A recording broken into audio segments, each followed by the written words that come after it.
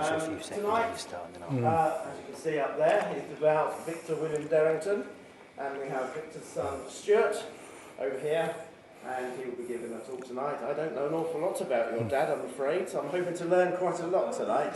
So am I. Over to you, Stuart. Thank you very much. Good evening, ladies and gentlemen. As they said, introduced, I'm Stuart Derrington, the son of Victor Derrington. This is a rather strange experience for me because this is the first time I've ever talked about my father. Now, what I never realised, and it's probably because it's only when my son said to me, you ought to write about your father because there's so much information about him, that you think that your father, well, you just think he's just a normal guy who worked, did things, produced things, but then when I looked into it, I found he lived an extraordinary life of things that he developed, manufactured, produced, sold worldwide, and now are standard equipment on your cars. And it's a great shame, I think, to myself that in some respect we always know about the drivers, we sometimes know about the mechanics, but sometimes we know about the designers, but we never know about the person who actually made the particular items. Anyway, I will start from scratch. I was born in 1948. Yes, good year. Now, if anybody would then think to themselves, I'm 66, 66 still, but I'm probably the youngest person whose father raced at Brooklands, because he started racing at Brooklands in 1922. I'm not going to talk much about Brooklands, but I'm just going to, because you'll see why as I progress as all the things that he did. But we'll start right from the beginning. He was born on the 1st of July, 1899. He lived in various houses that were rented by his father, who was a William Derrington, who was an analytical chemist. But by 1912, he was living in New Malden. And he went to school at Tiffin's. Now, when I contacted Tiffin's, they told me he was there for 2 years. And he got there on a bursary, which in those days was only given to people with high intelligence. Now, within 2 years, he then joined Sopwith Aviation Company and was one of the first apprentices. And one of his fellow apprentices was Donald Healy, but whether it's the right Donald Healy, I do not know. But I do know that in August 1917, he organised, and by this time he was only 18, a 2-day sports event for the Sopwith Aircraft Company. And when you consider that he's only a young lad, and he's organised it all, it shows that he's got organisational skills and obviously intelligence. He enlisted for the First World War on the 1st of August 1917. He applied to join the RFC in those days, but he was turned down. Finally, on the 7th of June 1918, he was called up and joined the Artist Rifles. Now, the Artist Rifles are the forerunners for the SAS. So, again, you only got into there if you were highly intelligent. He then, after 3 months, he was transferred to the Tank Corps. And he was discharged on the 22nd of March, 1919, as a second lieutenant, again, at the young, tender age of 19. Now, what is remarkable is that he only served 288 days, and his commandant at the time said that this gentleman, or this cadet, is highly intelligent and would go for full command if he'd stayed longer in the army, but obviously that life changed. So he came out of the army in 1919, not knowing what to do. Now, in an article last year in our local in the magazine, I thought to myself, I was always wondered, why didn't he join the Sopwith Aircraft Company again? And it was an article about Harry Hawker. Harry Hawker in 1919 didn't know what to do because the RAF by that time had so many aircraft, they didn't know what to do, there was no production for aircraft, so he turned to producing motorbikes. So that's why he never joined Sopwith again. In July of that year, he was looking at a scrapyard in Croydon. Why? I don't know. But he came and saw some copper pipes there, surplus from the war, and he thought, my God, they would make great exhaust pipes for motorbikes. And that is how he started in business, making exhaust pipes for motorbikes. Just going a little back a bit, there's my father on the front row. Well, there we go. That's my father. And the one on the extreme left is a gentleman called Mr. Schranks. Mr. Schranks turned out to be later in life the managing director of Hawker Aircraft Company. So he was in good company there. There's a typical plane of... I keep doing the wrong one. There's my father standing there. This is 1914, and that is on the slipway at Kingston. Now, I won't be actually going on. There is an article which I haven't got here, but in 1959, my father was credited to being in the Flight magazine, the Sopwith Aircraft Corporation seaplane specialist, and which I still find remarkable. When he left there when he was roughly 18, and he went there when he was 14. He was only there 4 years, and in that time he became their specialist. Now, there's another plane of the Sopwiths of that era, and that's my father in his uniform. Now, I don't know which one it is. I have sent out feelers for it, but I still haven't got whether that's his artist rifles or his tank corps unit. But I think it's the tank corps because it looks like a lieutenant's uniform. And that's him in the camp at Winchester. He's on the bottom right, just there. So, anyway, as I said, he went on to make exhaust pipes, silencers, and you'll notice on the top there, the Brooklands silencer. Now, do you realise that none of you people will be here because of that item? Because in 1924, the local people were up in arms with Brooklands and the noise that the cars were making. And they had applied to the High Court in order to close down Brooklands because of the noise. My father produced the silencer. So you can see there's various types that he did, and there. And over on the table there, you'll see an original silencer from Brooklands. It's actually it was produced in the 60s, and when our business moved in 1979 from one part of Kingston to another part, all the patterns from there are now in the archives at Brooklands, and they still haven't put them on display.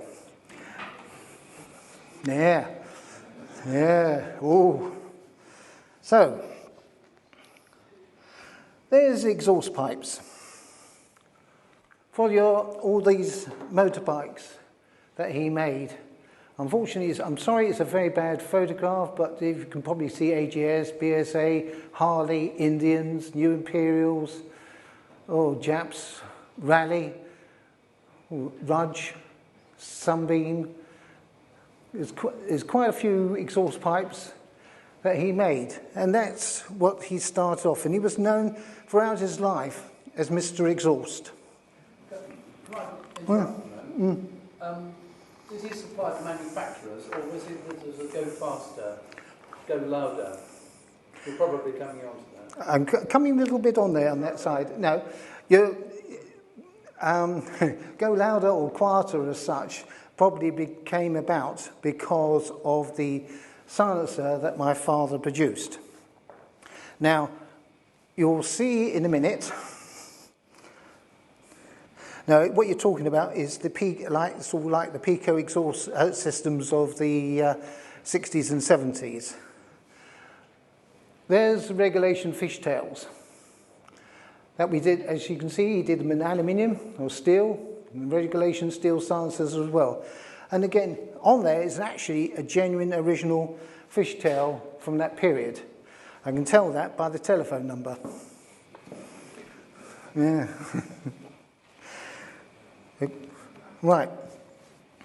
Now, as you can see, there's another version of the silencer, and you'll see one on a car in a minute. In 1919, when he came out of it, he set up the work at the Aero Works in Grafton Road, New Malden. Now, if anybody knows New Malden Railway Station, where the Tesco's is by the side of it, that building there, the Aero Works was about number 2 on the corner there before it got knocked down several years ago. But there we go. Fishtail, 6 and 9 to 13 and sixpence. Ooh.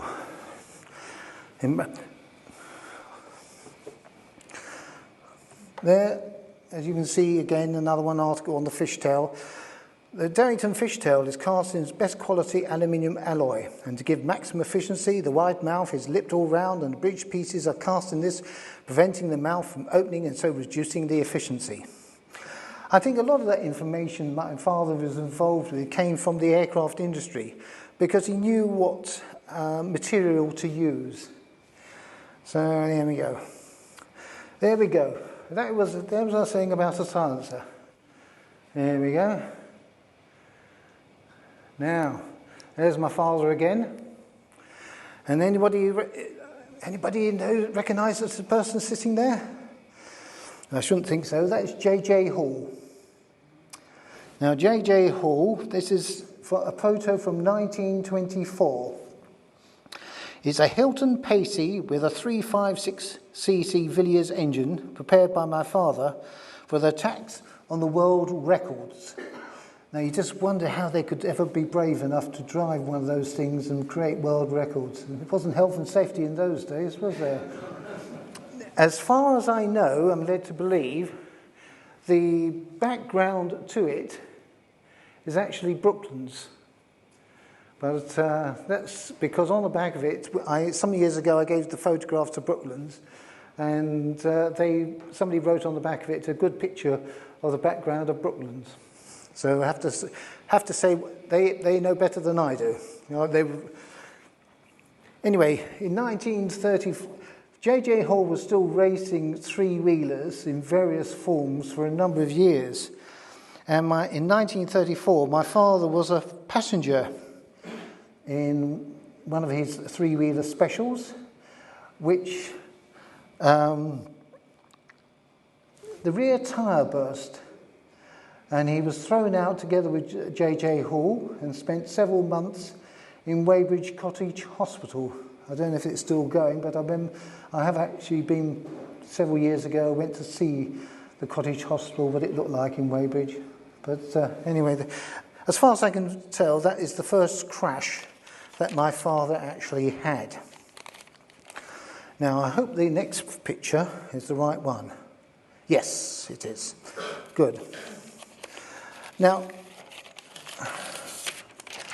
my father had a affinity to Samsons. This is one of his Samsons with him driving it, and holding up the sheet is a gentleman called Eric Finden, who was the editor of the Light Car and Cycle Car magazine at the time. So he knew how to get publicity, didn't he? Yeah, there's, as you can see, back fitted with one of the Derrington exhausts, because you can tell by the silencer. And we'll look at the next one, which is another the front view of it. And this is my father's famous. Oops, hold on. This is my father's famous one. This is the 1929 San Sebastian Samson that he raced at Brooklands. He bought it off the stand at the motor show in 1929 and held it, and it was in his ownership until 1971, when Bill Boddy persuaded him to sell it to him. He went on to and is now in Denmark, that car. My father raced 3 Samsons, I know of at least, and 3 of those Samsons are still alive and clicking round the world somewhere, but there's 3 still. But that is the most famous one at all. There was only 2 ever built, and that's one of them. And I think it's, well, easily £500,000 worth of car. That picture there was taken, as far as we can work it out, in 1967 at the first Brooklands reunion, when the first chance that they could get it. My father walked down his Samson, and I'm not sure if he actually drove it on that day, but he was certainly drivable right up until his death. This is another famous car. Now, what it's doing there, I do not know, but it's in my father's collection. Does anybody recognise it? Sorry? No. I'll tell you its name. It's Impchi. No. That is, in fact, written on the back is Impchi, and it says it's the first MG built on a Morris body. Now, I assume that why my father's got this photo is he made the exhaust system for it. There's also an article found about Fraser Nash in 1926, when they were producing a sports car. And there it was quite proud to announce that it was fitted with a Derrington exhaust system, which made it go faster. But whether that is genuine or not, I don't know, but that's what's written on the back of their cards with my father's handwriting. And it was developed at a company in Kingston, so it's obviously my father had some involvement with it. Now, this is an interesting one. Oh dear. My father used to race some strange vehicles, I think. Yeah. Wolsey Hornet. Oh, yes. Sand racing at Skegness. That's what it is. Now look at the crowds behind the barriers and all the rest of it, the rubber tyres and other safety measures. Yes. Over there, you'll see the trophy that my father got that day. The Skegness Man, famous Skegness Man.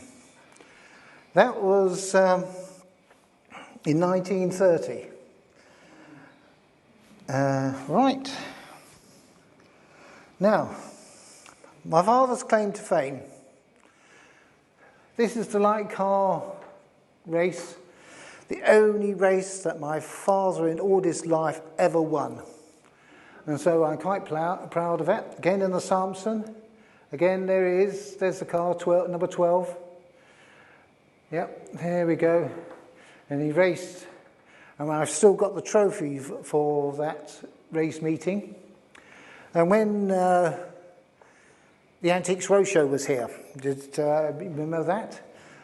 It turned out that it was that the trophy being made of silver was made by a well-known silversmith, and with its provenance, my father inscribed on it, they reckoned it was worth £7,500.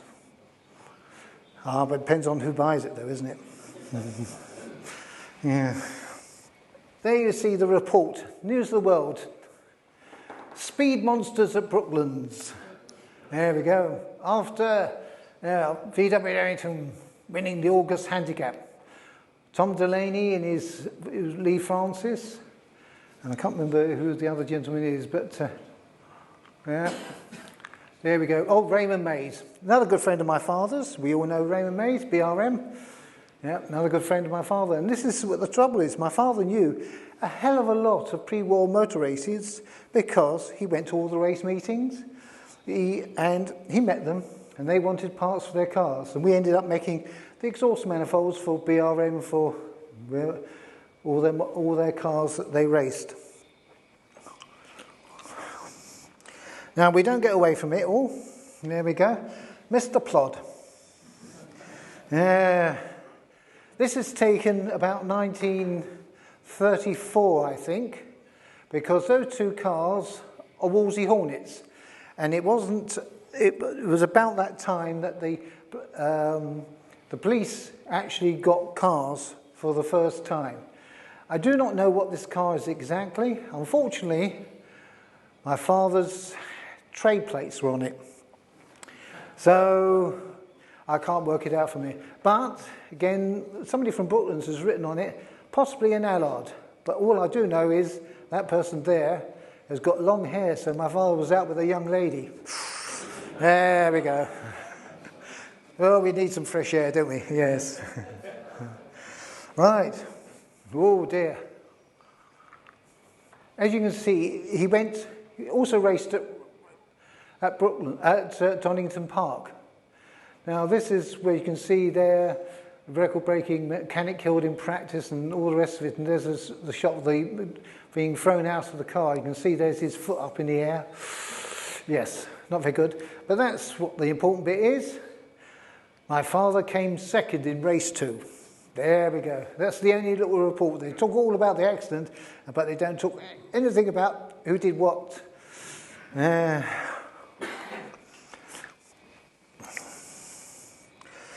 Well, there's a familiar scene.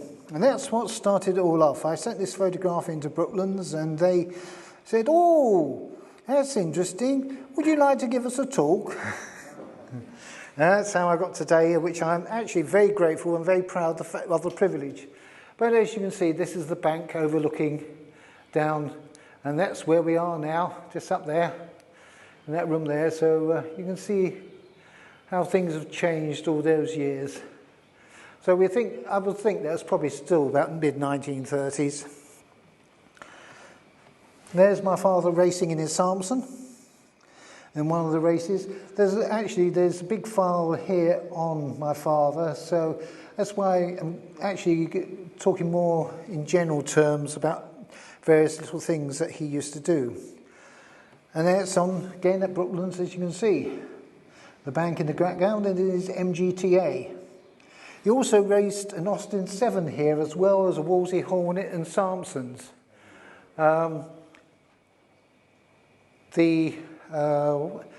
Also, he used to doing lots of things because, as I say, he used to go Donington Park, Skegness, Brooklands. There's also a trophy over there, a tankard, which was from the London to Gloucester trials. He went in that twice. What car? Probably a Wolseley Hornet again. He loved his Wolseley Hornet.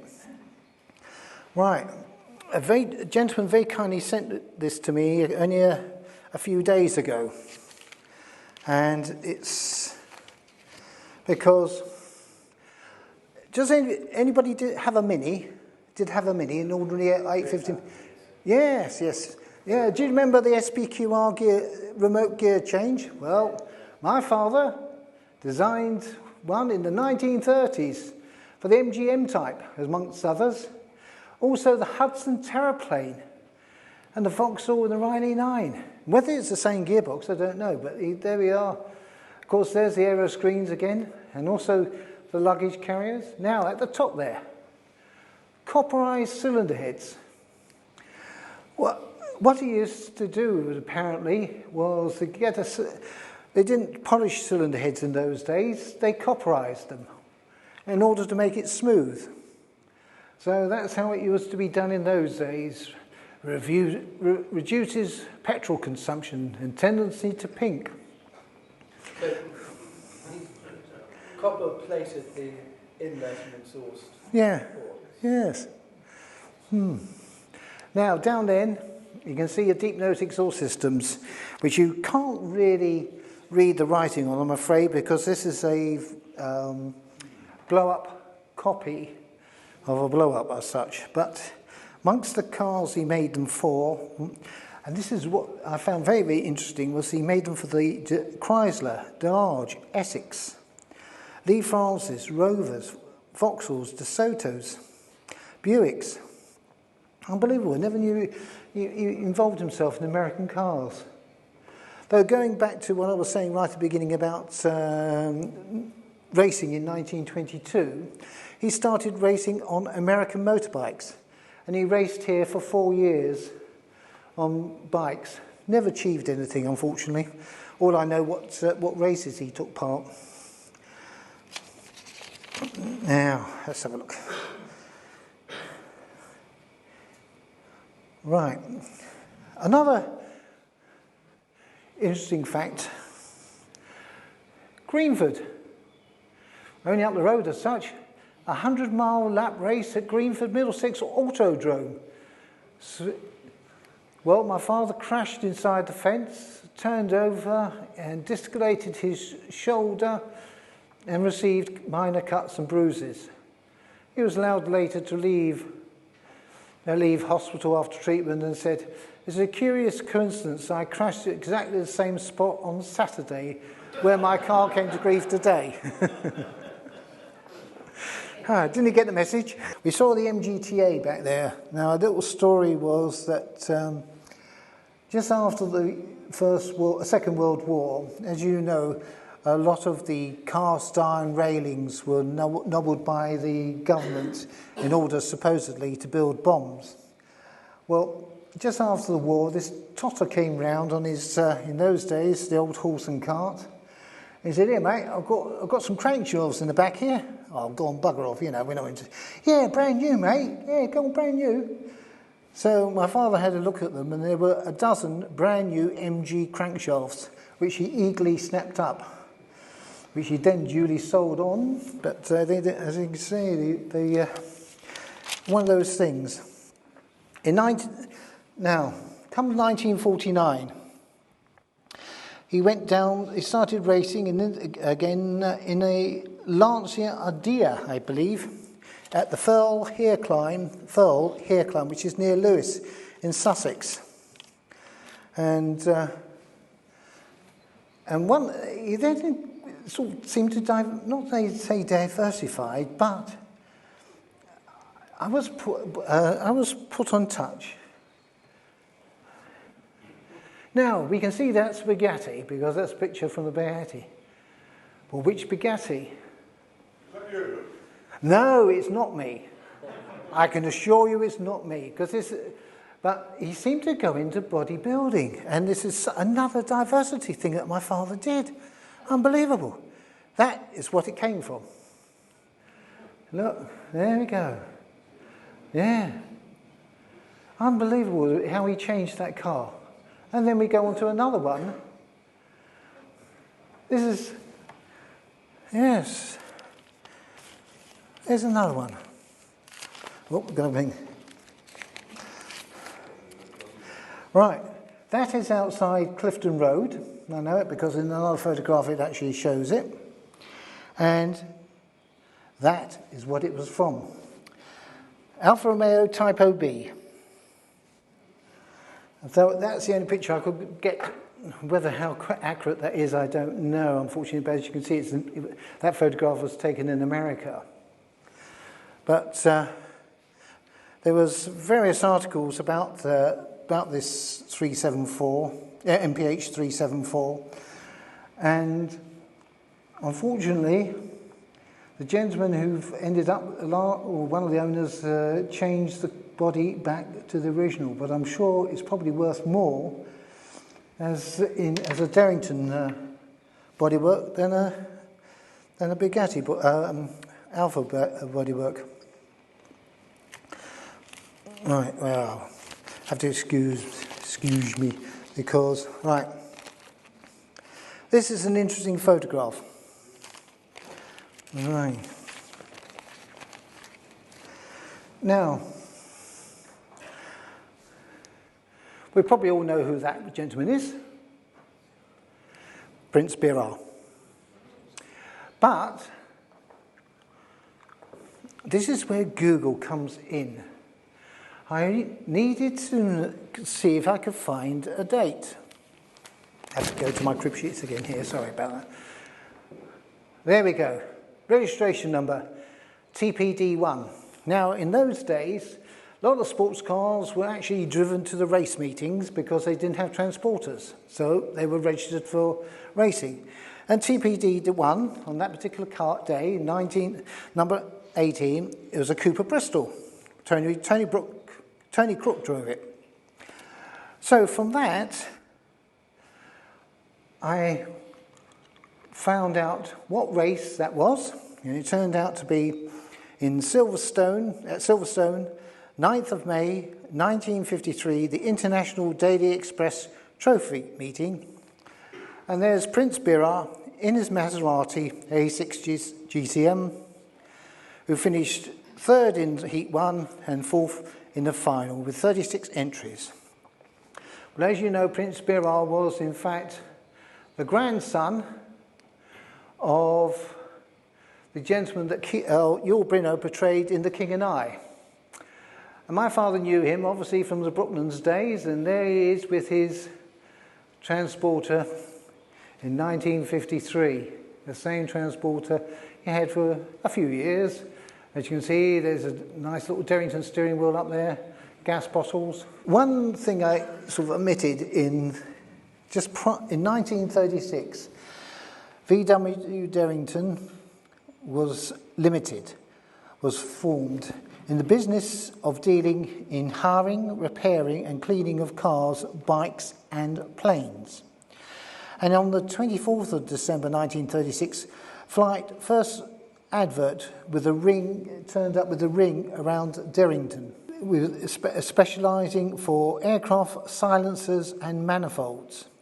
And in the flight in 1938, in their aircraft services guide, it confirms the above.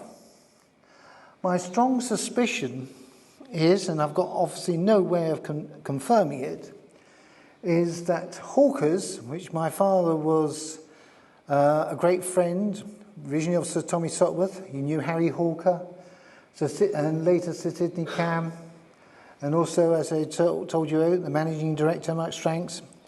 And I wouldn't be surprised if my father didn't actually make the exhaust stubs for the Hawker during the last war, because he had to keep going the business during the last war. But my strong suspicion is that he made the exhaust stubs for them because he was known for making the exhaust pipes. Right. Here's another one of his specials. Nobody will recognise it in the month of Sundays, and I would not give you the I can tell you it's a Fiat, and it's based on the Fiat 508C. As you can see, all the other Fiat's grills in the background there from that era. But it was a Fiat 508C. You'll see a little ad, and there's me on it. There are me, and it's we need the R, don't we? Yes. So we can see that's really early 50s. There it is. Built in 1949 from mainly Fiat and Gordini components, Lacell balanced crankshaft, Lacell racing bearings, K965 exhaust valves, 5-inch studs and rev count, 5-inch studs, I don't know what that is, rev counter, oil and water temperature gauges, lightweight aluminium body, he likes his lightweight aluminium body, fold flat windscreen, only 8,000 miles since new, approximately 90 miles an hour, 36 miles per gallon driven hard, ideal dual purpose car with suspenders performance. There we go. Now we go on to more modern, I'm afraid. Console Mark 1. My father had, again, we made exhaust manifolds, we made SU conversions for that, cylinder heads and every bits and pieces for it. And there he is, there's the car on the London Set Rally in the 50s. And unfortunately that's where he ended up. Not on the rally, this was actually in Brussels of all places afterwards. Yes, he was crossing a road and this lorry decided, I'm not going to let you go to the wrong side of the road, I'm going to hit you to make sure I go round you. But so anyway, yes, we had to be transported back to England.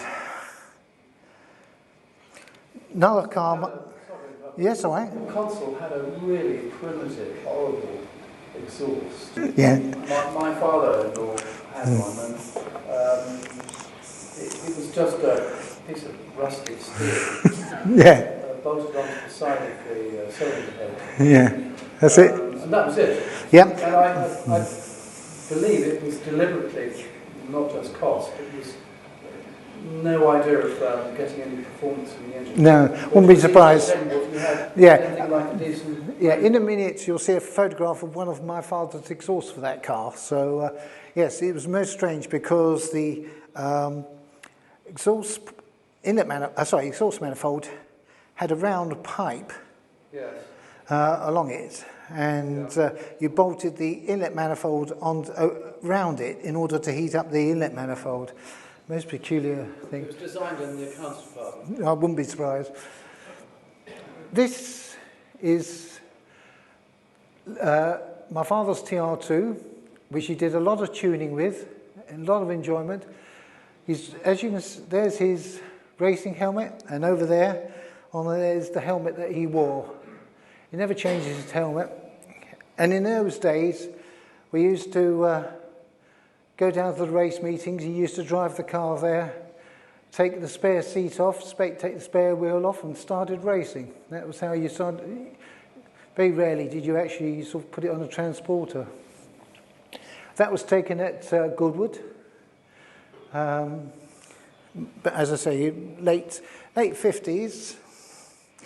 It was found, I think it was going about 10 years ago. That's the same car. John, do you know about that car? That's Paul Marsh's brother-in-law's car. That one there. Yeah, so he completely renovated it, and that's what it looks like today. So that's my father's racing TR2, still complete with the original fly screen as we used to sell them. Now this is an interesting one. I think this is a BMW, but why is it in my father's photo collection? The registration number, again, a trade plates. Has he done something special with it? I do not know, but I just thought I'd put it in for a bit of fun, just to see if anybody... But going back to our transporters. There we go, look at that. For the Essex bedding company, creator of the finest bed for caravan mattresses. That's how you get sponsorship, isn't it? God dear. Yeah, there we go. And there's obviously the MG Magnet, all working hard on it. There we go, another picture of it in the side view again, the Derrington steering wheels, still with the mattress sign on the back. Now, back, it will be about 56, 57 down at Goodwood. Apparently I came back one day all excited and said, Mike Hawthorne's the best driver in the world. Now, those who might not know, the racing numbers in those days was, a gentleman used to come along and paint it by hand. I used to earn a few bob by going along with some petrol and rubbing it all off so that people could go home. But Mike Hawthorne gave me £half. Ooh, a lot of money for a little 8-year-old. Well, what I didn't know was sitting in that vehicle, having a cup of tea, because in those days the racing drivers didn't have any facilities for food or anything like that, food and drink. And my father used to take his mobile thing. He used to have and people used to come in there for a cup of tea. And used to, yeah. And there was him, my father, talking to Mike Hawthorne and Sterling Wasp. And I came and said, "Oh, Mike Hawthorne's the best." So, those were the days, aren't they? This is our next one up. Another coach that was converted. Oh, going back on there's another thing I must tell you about.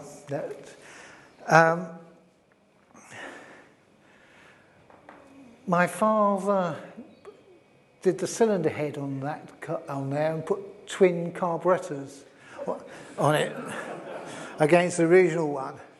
And we were coming out of from Kingston to Goodwood, and we were going down Paynes Hill, as you know, just up the road at Cobham. Mr. Plod pulled us over on his motorbike, and he said, "Excuse me, sir, did you know you were doing 55 miles an hour?" And my father turned around and said, "Do you know, I didn't know this could go that fast." But anyway, he started chatting to my father, found out who we were, and he turned around and he said, "Oh, I go into your shop most weekends. Oh, have a good day. Drive safely," and off we went. Yeah, there we go. As I say, that was the Mark II version. As you can see, that's my aunt in front of it with a nice with a pot. Yes. And again, you can see the steering wheels in the framework. He also used to race a Morris Minor side valve. And there it is leading at the time, or whether it could be at the end and everyone's catching up, could be a handicap race, I don't know. But there he is at Goodwood, racing away. Oh, going back to that TR2, I remember we raced at Snetterton once, and we drove up to Snetterton, and don't forget, in those days we didn't have the motorways. So we were carrying along sort of like so-called A roads, which are more like B roads now, and we hit a humpback bridge close on 120 miles an hour and took off. Yeah, oh dear, that's... Now, where we got to? Oh yes, this is an exhaust manifold for the Morris Minor side valve, which my father sort of talked about, the fact that equal length pipes, so you had equal exhaust propulsion, and there's a twin issue conversion on it. I think it's a bit of a dummy because it's done for photograph only, because it's not a matching pair, but it was the sort of principle. What is very, I find it very amusing. You take a car like Morris Minor, you take your father's Ford Consul, in any of those cars. We used to have those cars, we used to take them apart, we used to be able to put them back together again. We used to sell our carburetor conversions. Never once did we send them out with instructions as how to fit them, because everybody knew how to work them. They thought, right, I'm a mechanic. Yes, I know how to do this, and that's it. We never ever did. No, you didn't have like IKEA instructions. Take your tools off and put it on, and hope for the best. But no instructions at all. We always used to send them out there blind. Oh dear, can't believe how we do it nowadays. Oh, we can't buy a watch without having to have a big booklet how to work it. Right, my father, little old me again, 1958, little old me. My father had a great affinity also for Fiats, as you can see by the Fiat 508. And this is me signing the visitor's book, and apparently I was the youngest visitor since the Second World War to visit the Turin Motor Company. And that's me signing the visitor's book, because my father, as the president of the Fiat Motor Club, organised a visit there. amongst other things that he was involved in. There's me again, talking to my father. Brands Hatch and a Fraser Nash. Love to know which model Fraser Nash that was, but somebody will no doubt find out. There he is. That is Ivor Björbs behind it with his transporter. That's Team Lotus's transporter there. And as you can see, that is your parking space. Yeah, nice and muddy. Yeah, that's what you used to, wait for before you went onto the track. Mind you, the first thing you used to worry about was trying, obviously, to get the mud off your tyres. I was thinking, God, dear. Yeah, that's it. 1956, I think, it's 57, something like that. Well, again, yes, that's my mother and my aunt out with the Fiat Topolino van that we had. As you can see, Derrington and the Fiat. So, yes, that's how we used to deliver our goods to various companies around the area.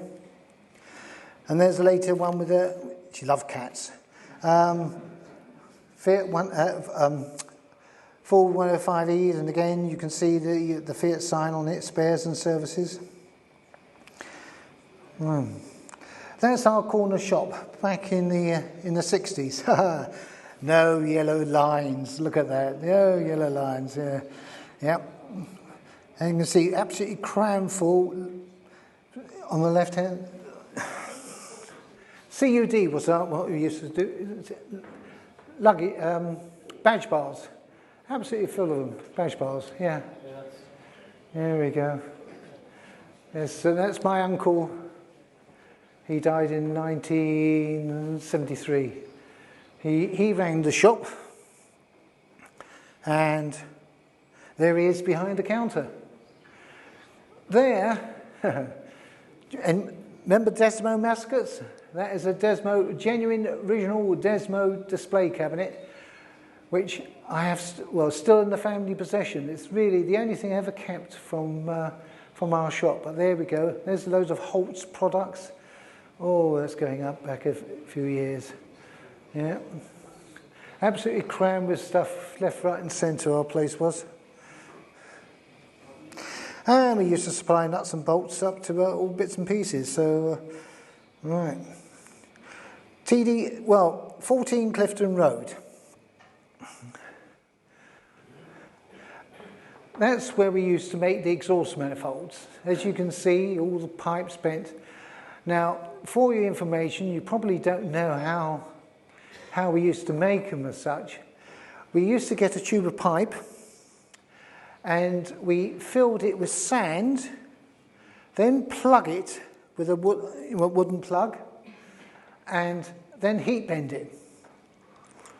And bend it to the shape, and then while it was still, and then we got it to the shape, it will then be, if there was any wrinkles, they would be beaten out, but that was all while it was done hot, and we had various shapes and formers in order to do it. Now, a sample of one of our exhaust manifolds is over there. I think it could be a Repco Brabham one half of a V8 exhaust manifold. As you can see, I'm sorry it's a bit rusty and obviously it's a bit dirty, but you will see that is being hot, what they call hot formed, not cold formed. There's no crinkles, no creases, no restrictions at all. It's just a pure skill of bending a pipe into a shape. Not like sophisticated now where they all make it to all... Right, there we go. Full Fairlane V8 engine fitted with a Derrington extractor exhaust manifold for Indianapolis cars. One of our claims to fame. Our exhaust manifolds, we won in the Lotus, won the Indianapolis. Yes, that's where you go. We also made for the GT40s as well, as you can imagine, made the exhaust manifolds. Hondas, when they first came into motor racing in the early 60s, they air freighted a chassis and a mock-up into us, and we made the exhaust manifold, and it was air freighted back to them. And that's how it was when we made the Hondas came onto the scene. Now, I don't know if anybody saw the programme a few weeks ago regarding Graham Hill and John Surtees. It was one of the programmes on. They were comedians saying how Graham Hill was his hero, and they did an article. And both of them they showed in the 60s when they started motor racing, and they showed you in the Lotus Fords and Lotus Coopers and all the rest of it, their cars. And, well, they wouldn't have got anywhere without a Derrington exhaust manifold and a Derrington steering wheel. And that set them up for life. Come on. That used to be our little car sales place, 200 London Road. Again, your local Fiat agent. I never knew why we had that carriage in there. It was in there for years. And I never understood why we had a bloody old horse carriage there. It looked like out of Cinderella. Why never? God, dear. Strange things we had. Yeah. My father probably thought you made 50p in it. Well, there's my father. Again, this is the racing car show around about 1960. Again, there's your Consul Mark 1 exhaust manifold. There's the hot spot on there. There's the Zephyr one with the 6 branch. That's a 100E. There's the aluminium silver top head, anti-roll bar, rocker cover. Again, that was another Ford. TR Morgan, Triumph engine Morgan. That's twin issue, Weber conversion for Mini, but again, just using the exhaust manifold. And that was a Triumph Herald. There we go, there's an HRG Derrington cylinder head. Look at the money in those cars, oh dear. On those carburetors there.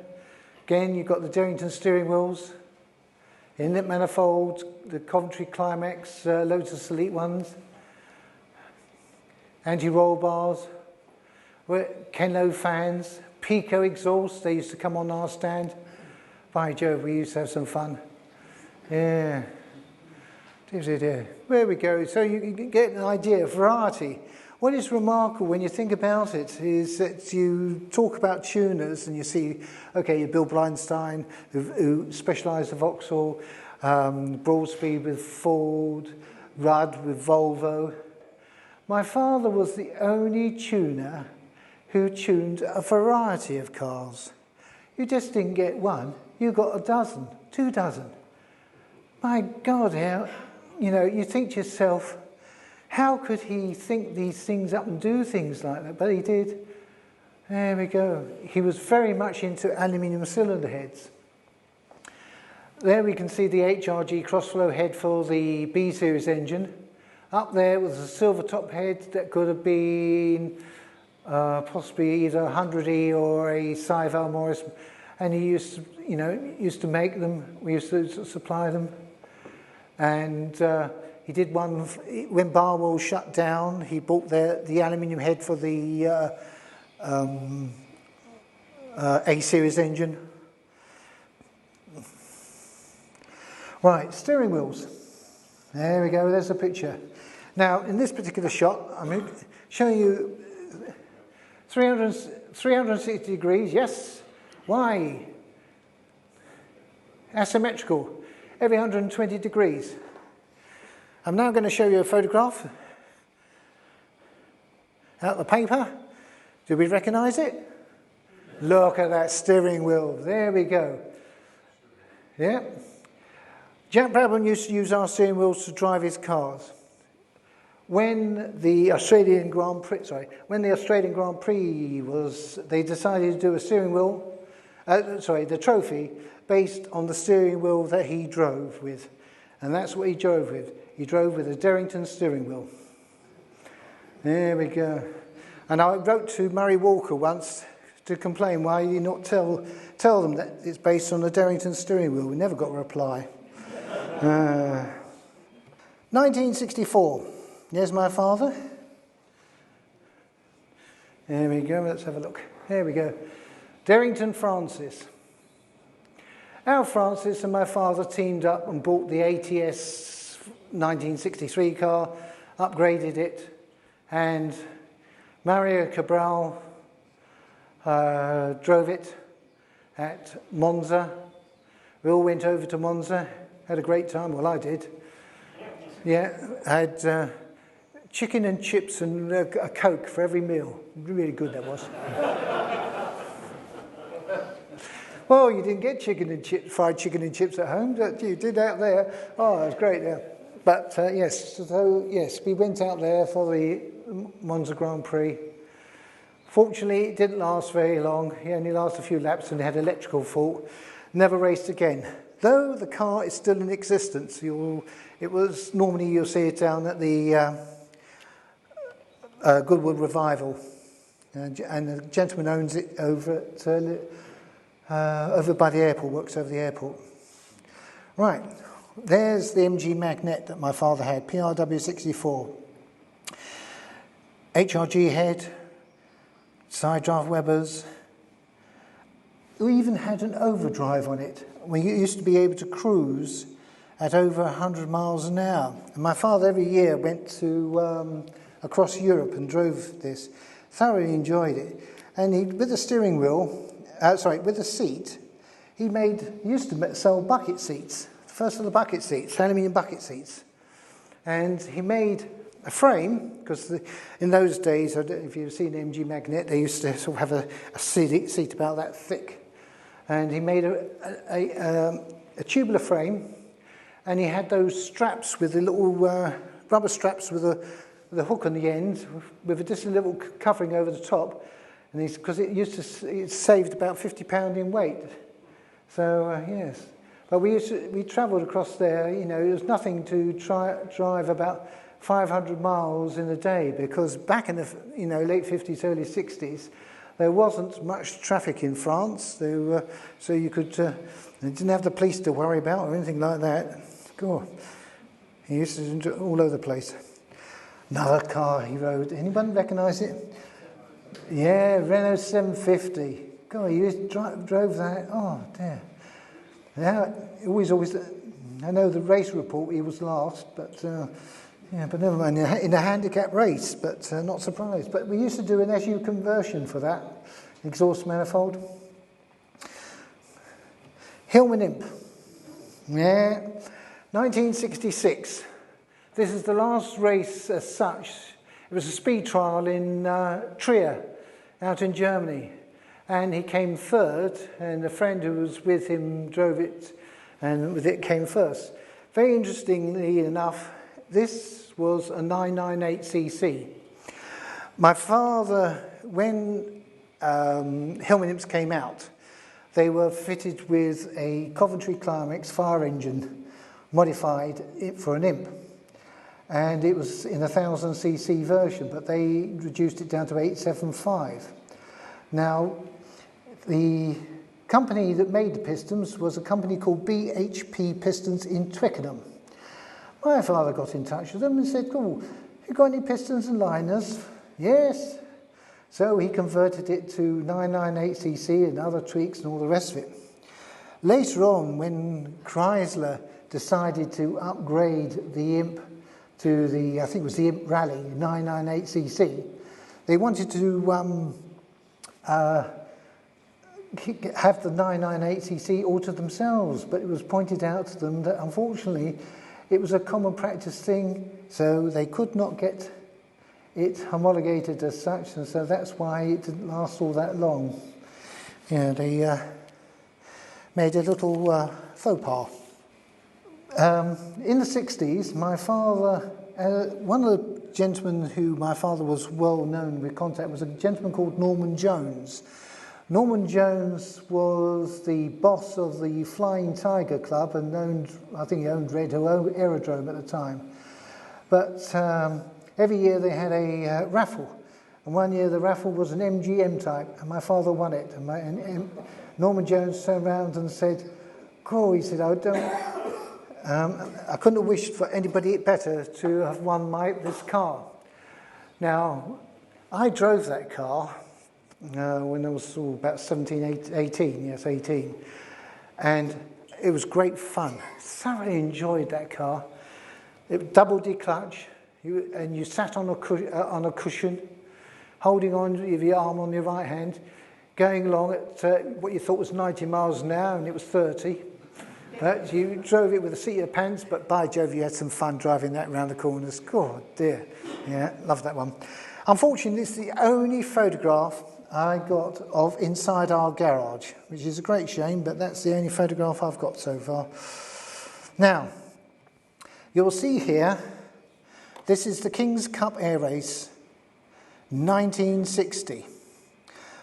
And it was written by Squadron Leader John Severn, again a friend of my father, who was His Royal Highness Duke of Edinburgh's pilot. Though he had a single-seater plane, Prince Philip, he did not fly it, but John Severn did. Anyway, my father was contacted by John Severn and said, could we tune it? My father said, yes, of course. So we went off to Vienna and picked up a load, because the engine in it was a VW engine. Now, we didn't specialise, even though my father's name was Victor William, my father never made any parts for the VW. But he knew how to build engines, and so we built an engine for Prince Philip for his King's Cup Air Race, which he duly won, or as you can see, first and second in the King's Cup Air Race. I'm writing to thank you for the part which you played in my success last Saturday. There's no doubt your efforts were mainly responsible for the remarkable speed which we achieved. I'm most grateful for all the trouble you took in preparing the engine. I'm delighted to see very kind of you to think to yours indeed. Now, hopefully, there's unfortunately a bit of a fuzzy photograph, but that is the little plane where you can see the VW engine. But the next better picture is this one here. There we go, look at that. What we pride ourselves in, what my father developed mostly in this country, 1956 Weber carburetors.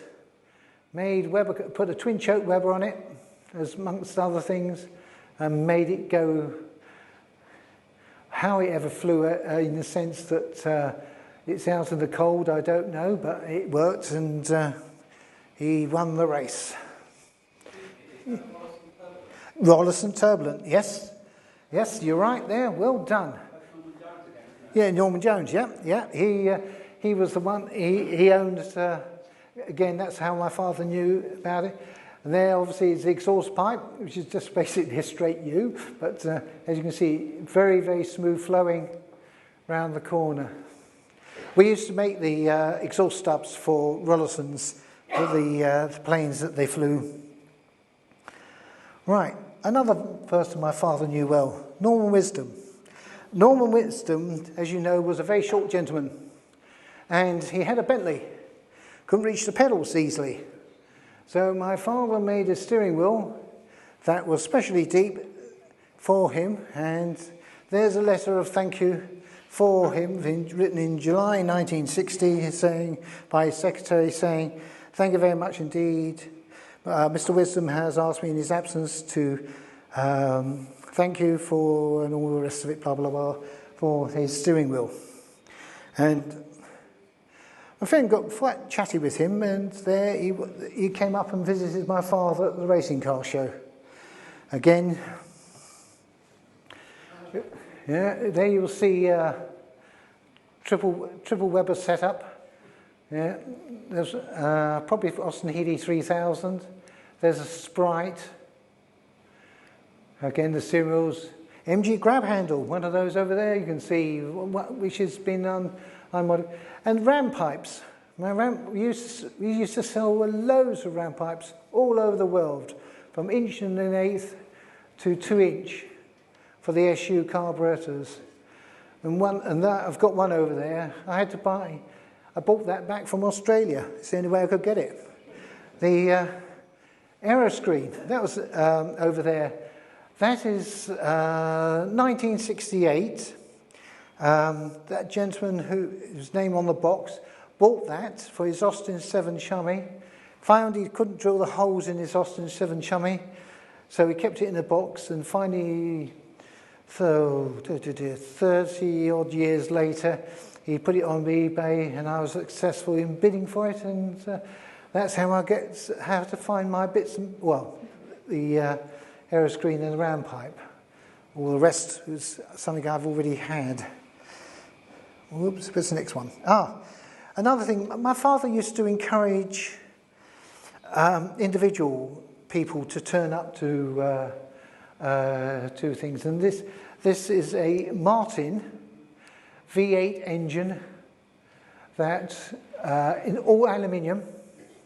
That was for a Formula One car, and I think it was something, I'm not sure of the right person, but I think it was Piers Courage, or it might have been something Taylor, it was one or the other, who were going to take delivery of that engine and was killed a week before they took delivery of that engine.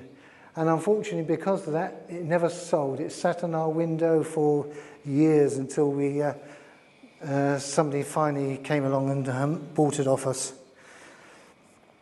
Tommy Trinder was a regular customer of ours because obviously in those days he used to go past our shop on the way up to Fulham Football Club. Now, this is coming towards the end. There we go, Sterling Moss. My father's friend in the back. Behind him is Leonard Rees of Rees Fish Carburettors. But now chatting to a young Sterling Moss. My father knew the family, the Moss family. It was, as you know, that Pat Moss was born in Thames Ditton. So he knew Fred Moss and Sterling Moss. A few years ago, there was a program on television about his house, and he was escorting people through the house, and just above a doorway was 2 steering wheels. And the guy asked him about those 2 steering wheels, and he turned around and he said, "Those 2 steering wheels saved my life." And these were the 2 steering wheels were made by Derringtons, the leather rim steering wheels. And when he was crashed, his last crash at Goodwood, that's what saved his life. Because my father made them in duralumin, and they were designed that when you, in the old days, you'll see cars that had a plastic steering wheel and maybe metal spokes. But my father designed a duralumin because he realised that it will fold underneath you. It was soft. It was strong enough, but soft enough so that it absorbed the stress levels of you and it being bent into your shape. And sausages. That's the one thing I've forgotten to bring. I was going to bring you up a Derrington steering wheel. Oh dear, sorry.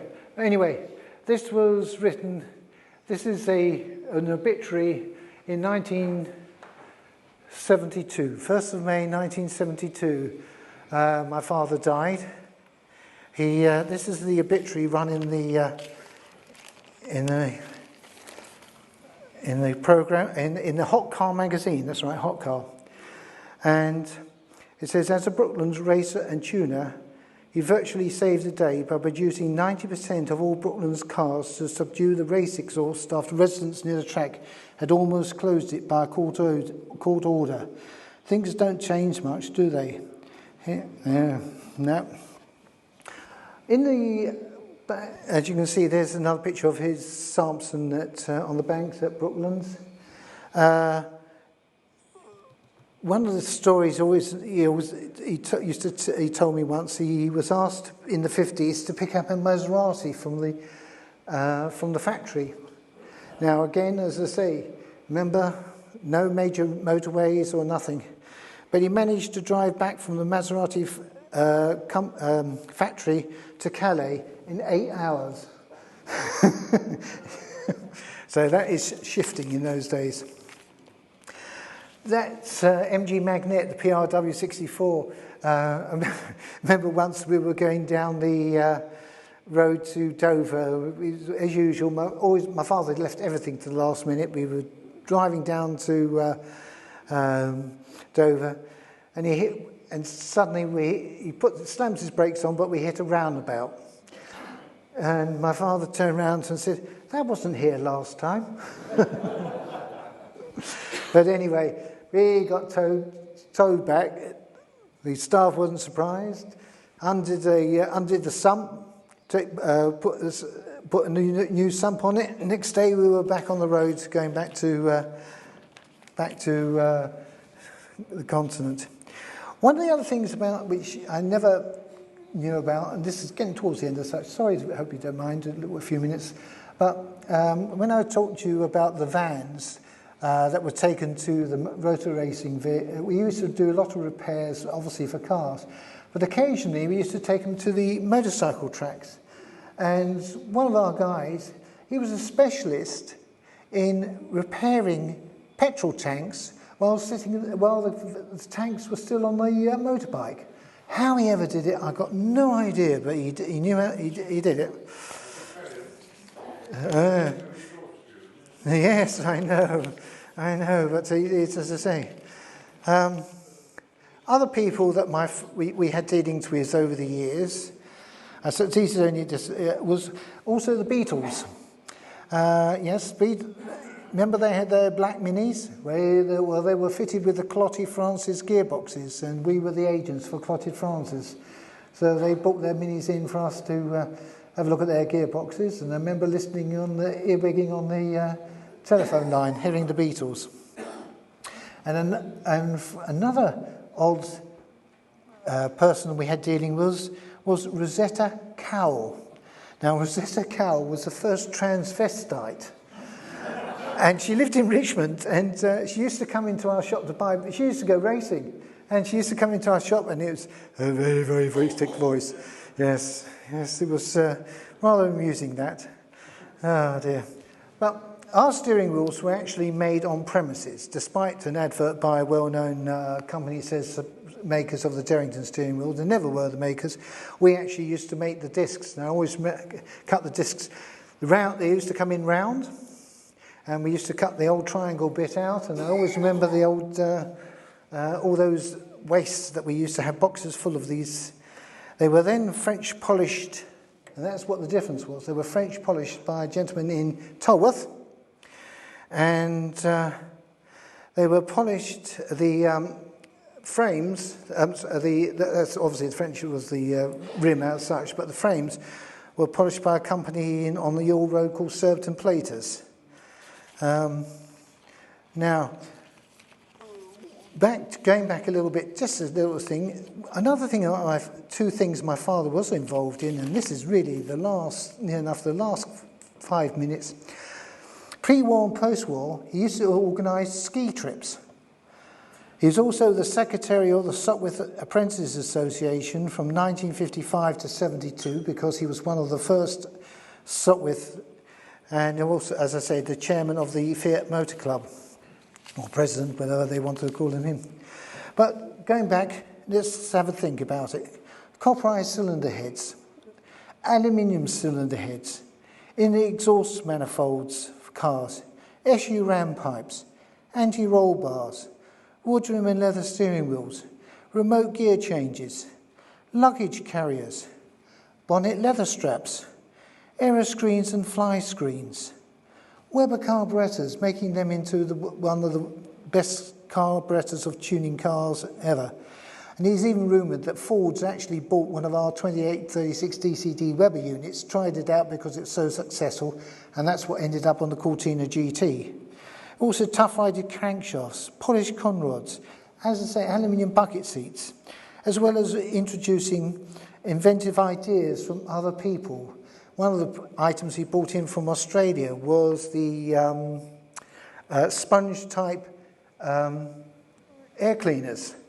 That was, so we had a lot of things that my father was involved in. Now this is the finale. A comment from John Bolster, first of all, it's not on here, but it's what I'll read out of here. About the 1963 racing car show from John Bolster. As usual, has just about everything on his stand, from aluminium cylinder heads, Formula Junior engines, close ratio gearbox to woodroom steering wheels, and of course for special racing exhaust systems, Derry is the boy. And with one exception, all Grand Prix cars at the racing car show were fitted with Derrington exhaust manifolds and systems. Now this obituary reads here, "Those of us who knew him well just cannot believe that Derry is dead. Even when I was a boy at school, he was selling his deep-node exhaust systems, which made your Austin or Morris sound like a red-label Bentley. Indeed, Vic's goodies had been selling Derrington-invented bolt-on goods from his well-known emporium in Kingston for well over 40 years. Nobody could call his premises tidy, but he knew where to find everything, gained an immense reputation for his exhaust manifolds, particularly for the modern racing V8, which demand a real snake-charming job. Carburetors, inlet manifolds and special cylinder heads were just a few of his specialities, but there was hardly a part of high-performance car that couldn't be found at Derrington's. Derry was no mean dicer himself, especially when he had a very hot supercharged Thompson before the war. Later became a great Fiat enthusiast and also specialised in tuning CR2. At every race meeting, he could be found in the paddock with his van, helping anybody who was in trouble, and he was always first to arrive in the morning, cooking bacon and eggs galore in his frying pan. He loved travelling and could tell a merry tale of his adventures, and we shall miss him very much." That was John Bolster. That is the end of my speech. I hope you enjoyed it. I hope you found it entertaining. It was a lot easier to, shall we say, speak it than to go through all the files, records and everything else that I had over the last few months. But anyway, may I say thank you entirely for turning up this evening and listening to the story of my father, who, as you can see, did a lot of good for the motor racing industry. Thank you.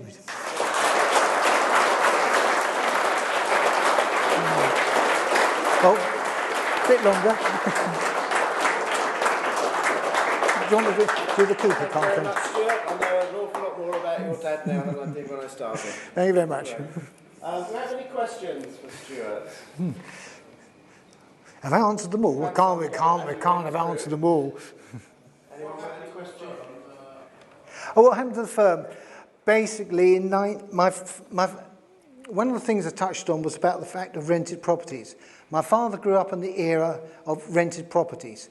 Now we talk about the era of buying your own property. So when in 1919 to 1926 he then moved to Kingston. In 26 to 48 he was at 159. 161 came up, and which was obviously the corner shop, and instead of buying it, he rented it. And what happened was that in 1972, when my father died, his the lease was annulled, and we had to organise a new lease. And we were only on a temporary lease because in 1979, the London Transport kicked us out because they wanted to build a massive, nice, big London Transport bus station. That only lasted 10 years before that got knocked down.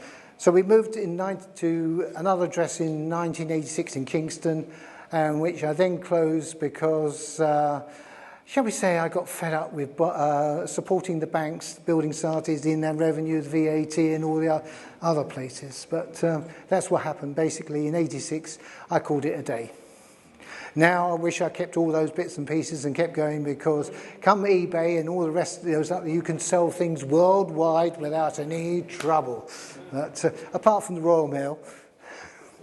Do we have any more? Oh, there's one yes. in the middle there. Right. Do you find with the advancement of all these electronic stuff on cars these days, that a lot of them have gone out? Exactly what I was saying. Exactly. You cannot buy. I used to work on my car, no problems at all.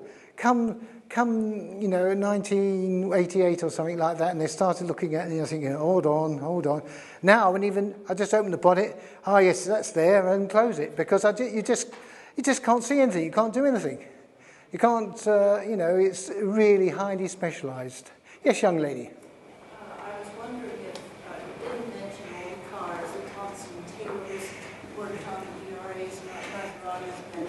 Yeah. The Navy. Did they get all their That I don't know, unfortunately. That I wouldn't know. You see, this is the problem.